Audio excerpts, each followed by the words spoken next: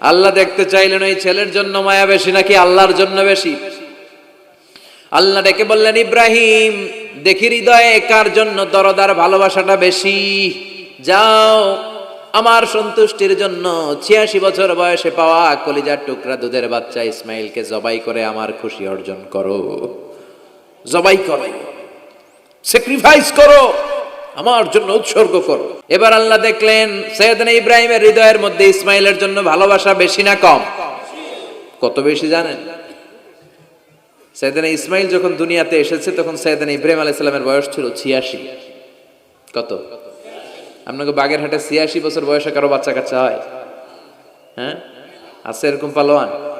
আছে কেউ? নাই। সাইয়েদনা ইসমাইল যখন এসেছে দুনিয়ায় তখন সাইয়েদনা ইব্রাহিমের বয়স কত ছিল? ৮৬।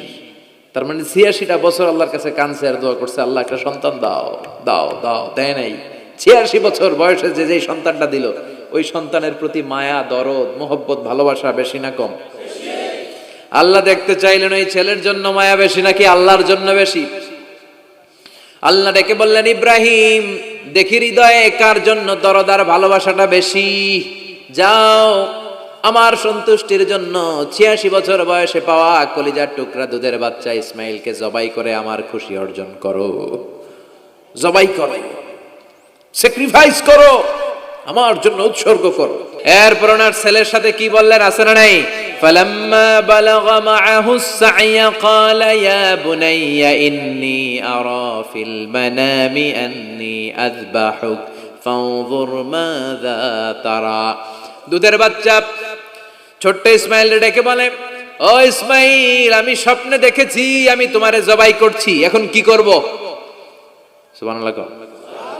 আমার আব্বা যদি আমার কইতো, আপনার বাবা যদি বলতো, আব্বা তোরে তো দেখছি স্বপ্নে জবাই করি, আমরা কইতাম আব্বা আমার দেখেন না, আমার বড়টারে দেখছেন। কথা কন। আমরা বলতাম ছোটটারে দেখছেন, ওইটারে জবাই করেন, মাইজ্জাডারে করেন, বড়ডারে করেন, আই ন আই হাইতান ন। সুবহানাল্লাহ কইবেন না? কি বাবা, কি ছেলে!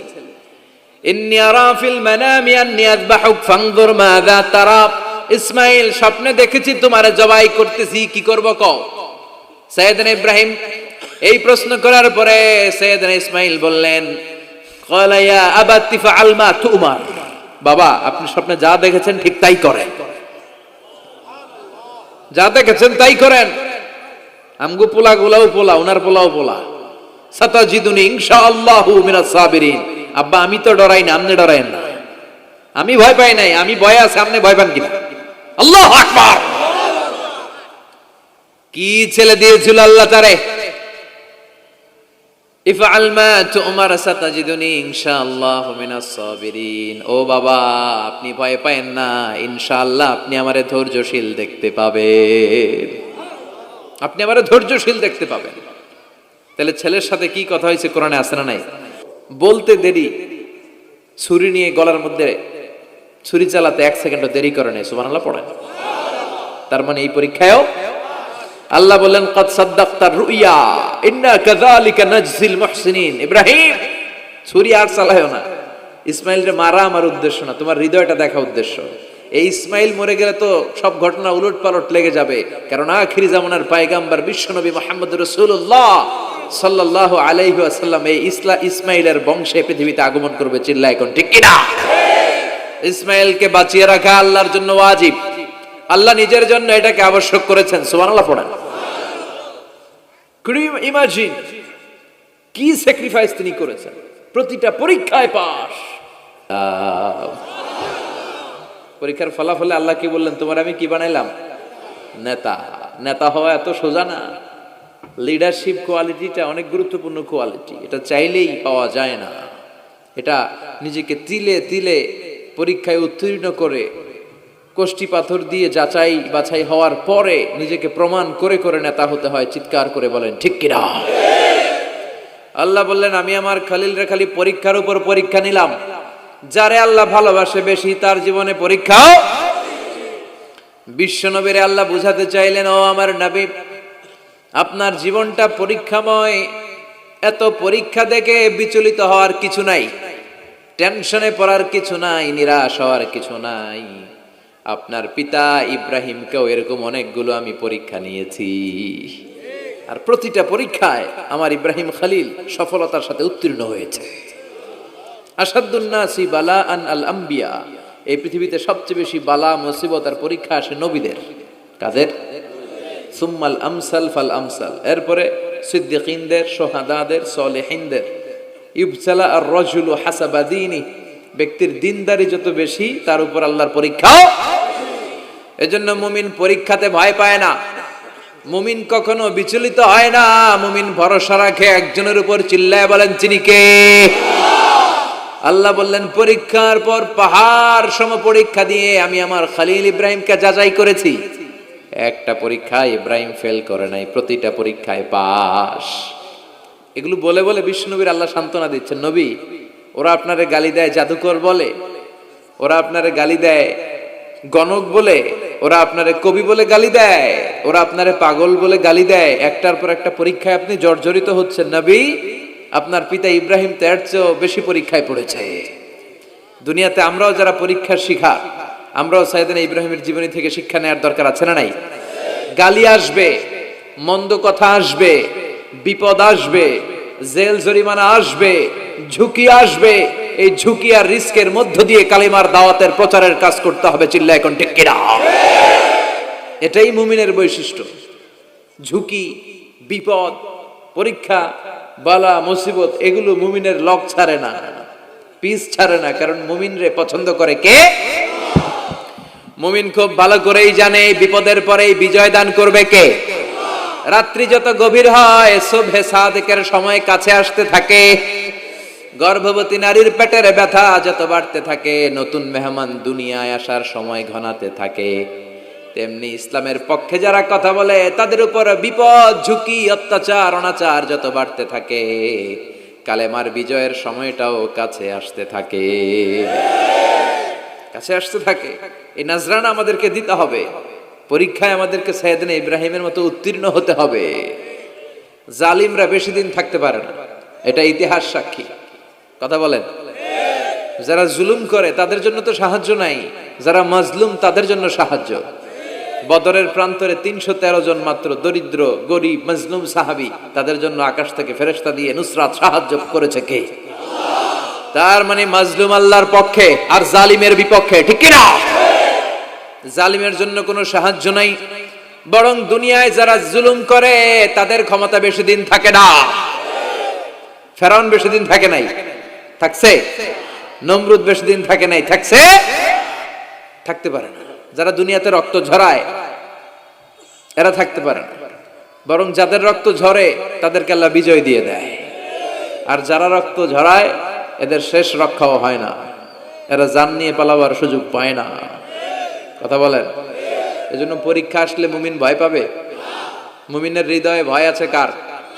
চিল্লায় বলেন। আল্লাহর ভয় নিয়ে থাকতে হবে। সাইয়েদনা ইব্রাহিমকে একটার পর একটা পরীক্ষায় আল্লাহ ফেলেছেন, একটার পর একটা পরীক্ষায় আল্লাহ ফেলেছেন, কিন্তু এই পরীক্ষায় তিনি গোল্ডেন এ প্লাস। সুবহানাল্লাহ পড়েন। রব্বুল আলামিন বলেন, ওয়া ইয বিতালা ইব্রাহিম রাব্বুহু বিকালিমাতিন ফাতাম্মাহুন্না ক্বালা ইন্নী জাইলুকা লিন-নাসি ইমামা। ও খলিল, একটার পর একটা পরীক্ষা আমি তোমার জীবনে নিয়েছি। বিশ্বনবীরে বললেন আমার ইব্রাহিমের উপর একটার পর একটা পরীক্ষা আমি নিয়েছি, ইব্রাহিম প্রতিটা পরীক্ষায় পাস। আর খুশি হয়ে আমি বললাম, ইব্রাহিম আমি তোমার নেতা বানায় দিলাম। আল্লাহ put Sayyidina Ibrahim in some tests and trials, and Sayyidina Ibrahim successfully overcome all the tests. Allah said, Ibrahim, I'm gonna make you the leader. Ibrahim আমি তোর লিডার বানায় দেব, এই ফলাফল স্বরূপ তোমার আমি গোটা বিশ্বের নেতা বানায় দিব। I'm gonna make you the leader. এজন্য সাইয়েদনা ইব্রাহিমকে নেতা বানায় দিলেন কে? একটার পর একটা পরীক্ষা তিনি দিয়েছেন। একটাও সাধারণ পরীক্ষা ছিল না, সব ভয়ঙ্কর পরীক্ষা। পরীক্ষাগুলো ছিল অগ্নি পরীক্ষা। পরীক্ষা নাম্বার 1 ইলকাউহু ফিন্নার, আগুনের পরীক্ষা। নমরুদ বলে, ইব্রাহিম ঈমান ত্যাগ করো, না হলে আগুনে ফেলবো। কোথায় ফেলবো? সাইয়েদনা ইব্রাহিম বলে, আমার জীবন যাবে কিন্তু ঈমান যাবে। ঈমানের পথে অবিচল থেকে আমার মরণ যেন হয়। তোমারই কাছে মিনতি আমার, তোমারই কাছে মিনতি আমার, মহামহিম দয়াময়, ইমানের পথে অবিচল থেকে আমার মরণ যেন হয়। পড়ে না আমিন। নমরুদ বলে, ইব্রাহিম ইমান ছাড়ো, তা না হলে আগুনে ফেলবো। ইব্রাহিম বলে, জীবন যাবে কিন্তু ইমান যাবে। তার মানে পরীক্ষায় পাস, আগুনে ফেলে দেয়া হলো, ইমান হারা করতে পারে নাই নমরুদ। তার মানে আগুনের পরীক্ষায় নাকি ফেল না পাস। পরীক্ষা নাম্বার 1। পরীক্ষা নাম্বার 2, আল্লাহ বললেন, ইব্রাহিম কলিজার টুকরা সন্তান ইসমাইলকে আর প্রিয়তমা স্ত্রী হাজারকে মক্কার ধুধু প্রান্তরে রেখে আসো, যেখানে কোনো মানুষ নাই, কোনো পাখি নাই, কোনো প্রাণী নাই, কোনো খাওয়ার পানিও নাই, কেউ নাই, জনমানব শূন্য এলাকার মধ্যে ফ্যামিলির সবাইকে রেখে আসো, ইসমাইলরেও রেখে আসো, হাজারকেও রেখে আসো। কোনো টু শব্দ করলেন না।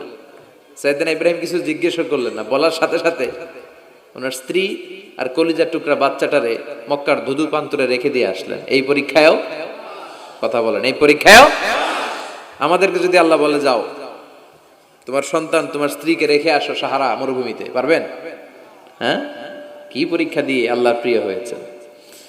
তার মানে আগুনের পরীক্ষায় পাস, ফ্যামিলি বিসর্জন দেওয়ার পরীক্ষায় পাস। আবার আল্লাহ বললেন, ওয়াজআলনা ফি যুররিয়াতিহিন নুবুওয়াতা ওয়াল কিতাব, আমি খুশি হয়ে এই ইব্রাহিমের বংশের মধ্যে নবুয়ত দিয়েছি, আবার কিতাবও দিয়েছি। সুবহানাল্লাহ বলেন।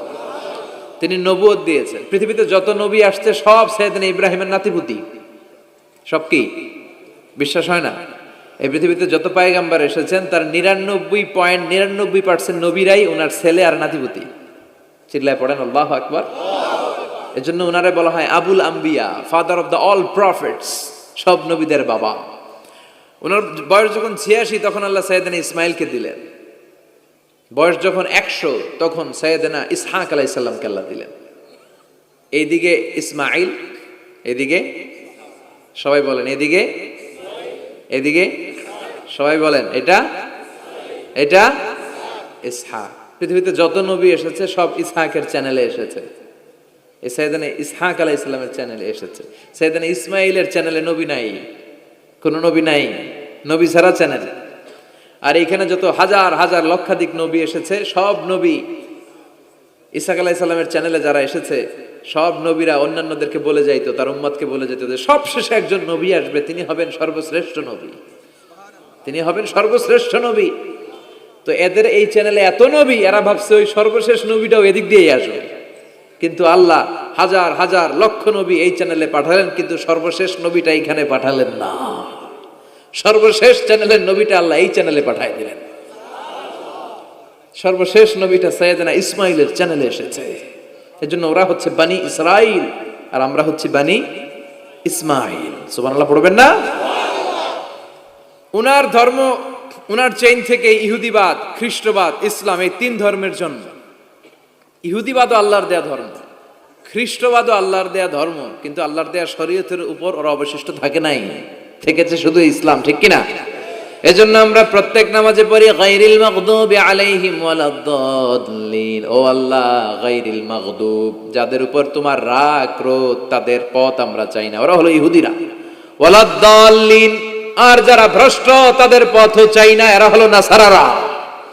3 ধর্মের গোড়া সাইয়েদনা ইব্রাহিমের সাথে লেগেছে। এজন্য এই 3 ধর্মকে একসাথে বলে কম্পারেটিভ রিলিজিয়ন, তুলনামূলক ধর্মতত্ত্বের ভাষায় অ্যাব্রাহামেটিক ফেইথ। কি বলে? অ্যাব্রাহামেটিক ফেইথ বলে। এজন্য ওনাকে বলা হয় আবুল আম্বিয়া। সব নবীরা এই চ্যানেলে এসেছে। তার মানে সব নবী সাইয়েদনা ইব্রাহিমের নাতিপুতি। আবার এই প্রতিটা নবীর জন্য আল্লাহ তাআলা আকাশ থেকে কিতাব নাজিল করেছেন। চিল্লায় বলেন ঠিক কিনা? আল্লাহ বলে, ইব্রাহিম তোমারও আমি কিতাব দিলাম। সাইয়েদনা ইব্রাহিম আলাইহিস সালামের উপর কিতাব আছে না নাই? ওই কিতাবের নাম কি? কে পারে?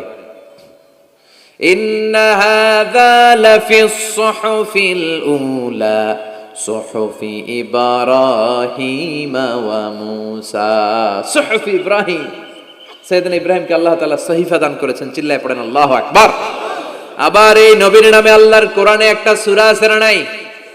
কথা কন, কি নাম সূরা? সূরা আলিফ লাম রা। কিতাবুন আনজালনাহু ইলাইকা লিতুখরিজান নাসা মিনাল যুলুমাতি ইলান নূর। সুবহানাল্লাহ পড়েন। আলিফ লাম রা। I have revealed this holy and sacred book unto you in order to lead the mankind out of darkness into the light. ও নবী, আমি এই কিতাবকে আপনার কাছে পাঠিয়েছি অন্ধকারাচ্ছন্ন মানুষগুলোকে অন্ধকার থেকে আলোর দিকে নিয়ে যেতে। এই কোরআনের ভেতরে আলো আছে না নাই?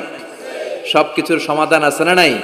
সমাধান চাও যদি জীবনে মরণে, ফিরে যাও খুঁজে নাও চোখ রাখো কোরআনে। সুবহানাল্লাহ পড়েন। চোখ রাখবেন কোথায়?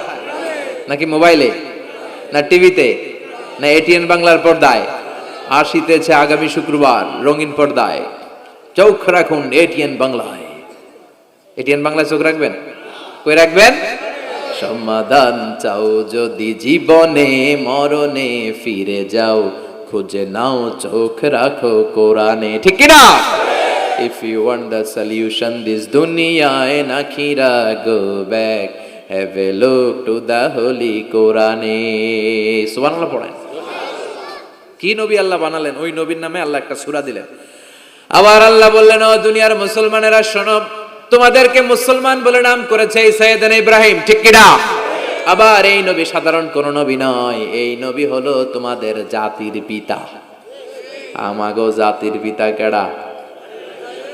কথা কন আরো জোরে, সবাই মিলে বলেন, মিল্লাতা আবিকুম ইব্রাহিম হুয়া সাম্মাকুমুল মুসলিমিন। মিল্লাতা আবিকুম ইব্রাহিম, তোমাদের জাতির পিতার নাম, আমাদের জাতির পিতার নাম ওয়া সাম্মাকুমুল মুসলিমিন, তিনিই তোমাদেরকে মুসলমান নামকরণ করেছে। আবার আল্লাহ বললেন, আসলিম ইব্রাহিম, তুমি সবাইরে মুসলমান বানাও, আগে নিজে মুসলমান হও। আসলিম ক্বালা আসলামতু লিরাব্বিল, ও ইব্রাহিম তুমি মুসলমান হও। বলার সাথে সাথে ইব্রাহিম বলে, আল্লাহ দেরি নাই, আমি মুসলমান হয়ে গেলাম। ইহুদিরা দাবি করতো সাইয়েদনা ইব্রাহিম নাকি ইহুদি, নাউজুবিল্লাহ পড়বেন না? খ্রিস্টানরা দাবি করতো সাইয়েদনা ইব্রাহিম নাকি খ্রিস্টান। আল্লাহ বলে, মা কানা ইব্রাহিম ইয়াহুদিয়াও ওয়ালা নাসরানিয়াও ওয়ালাকিন কানা হানিফাম মুসলিমা। আল্লাহ বলে, আমার ইব্রাহিম ইহুদি নয়, আমার ইব্রাহিম খ্রিস্টান নয়, আমার ইব্রাহিম পাক্কা মুসলমান। হানিফান মুসলিমা, পাক্কা মুসলমান, ওনার ইসলামে কোনো সন্দেহ। এজন্য আল্লাহ খুশি হয়, ওনার একটা উপাধি দিলেন। উপাধিটা হলো লা হালিম। ইন্না ইব্রাহিম লা হালিমুন আওয়াহুম মুনিব, আমার ইব্রাহিম সহনশীল, আমার ইব্রাহিম ভদ্র। সুবহানাল্লাহ বলেন। আমাদের বাংলাদেশে আমাদের মুসলমানদের মধ্যে এটার সবচেয়ে বড় অভাব, সহনশীলতা আমাদের নাই। কথা কর, নিজে যেটা বুঝি ওইটাই। আমি তাবলীগ করি, আমি মনে করি আমি হক, বাকি সব বাতিল। এই সমস্যাগুলো বাগেরহাটে আছে না নাই? হ্যাঁ, আমি যদি জামাত ইসলাম করি, আমি মনে করি আমি হক, বাকি একটা দলরও আমি হক বলতে চাই না। আছে না এরকম? আমি আহলে হাদিস, সো আমি হক, আর বাকি যা আছে সব বাতিল। আমি কওমি, তো আমি ভালো, আলিয়া সব খালিয়া। কথা কর। আবার আমি আলিয়া, আমি ভালো, কওমিয়া সব শেষ। এই ঠেলা ঠেলে এই দেশে আছে না নাই? এক ইসলাম, এক নবী, এক কোরআন, এরপর সহনশীলতা নাই। সে অন্য নেশাবে পড়ুক, সে অন্য মতদর্শে হোক, সে তো আমার ভাই। সবচেয়ে বড় পরিচয়, সেও মুসলিম, আমিও মুসলিম। এই চিন্তাটুকু নাই। আল মুমিনুনা ইখওয়া, ব্রাদারহুড, ভ্রাতৃত্বের এই বন্ধনটা আমাদের মধ্যে নাই। আমরা একে অপরকে গালিগালাজ করতে দেরি করি না, একটু চিন্তা করি না। কাফের বলে ফতুয়া দিতেও দেরি করি না। কথা কন, ফতুয়া আছে না নাই? কয় তুই কাফের 10 কারণে, তুই কাফের 20 কারণে, তোর দাদা কাফের, তোর নানা কাফের, তোর পীর সাহেব হুজুর কাফের। আছে না নাই? তোর এই কাফের পীর সাহেব মারা গেলে, এই পীর সাহেবের যে কবরে শোয়ানো হবে, ওই কবরের উপরে যে ঘাস উঠবে, ওই ঘাস যে গরু খাবে, ওই গরুর যে দুধ খাবে, ওইটাও কাফের। আছে না নাই? খালি ফতুয়াবাজি। আল্লাহ বললেন আমার ইব্রাহিম ফতুয়াবাজি করে নাই। ইন্না ইব্রাহিম লা হালিমুন আওয়াহুম মুনিব, আমার ইব্রাহিম ছিল সহনশীল ভদ্র একজন নবী। চিৎকার করে বলতে হবে ঠিক কি না? আবার আল্লাহ বললেন আমার ইব্রাহিমকে আমি খলিল উপাধি দিয়েছি। ইত্তাখাযাল্লাহু ইব্রাহিমা খলিলা, আল্লাহ বললেন গোটা বিশ্বের মধ্য থেকে কাউরে আমি খলিল বলে গ্রহণ করি নাই, একমাত্র ইব্রাহিমকে ছাড়া। ইব্রাহিম আলাইহিস সালামকে ছাড়া কাউরে আল্লাহ খলিল বানাইছে? খলিল মানে বন্ধু, খলিল মানে, সবাই বলেন খলিল মানে। সাইয়েদনা ইব্রাহিমকে বানাইছেন খলিল আর বিশ্বনবীকে বানাইছেন হাবিব।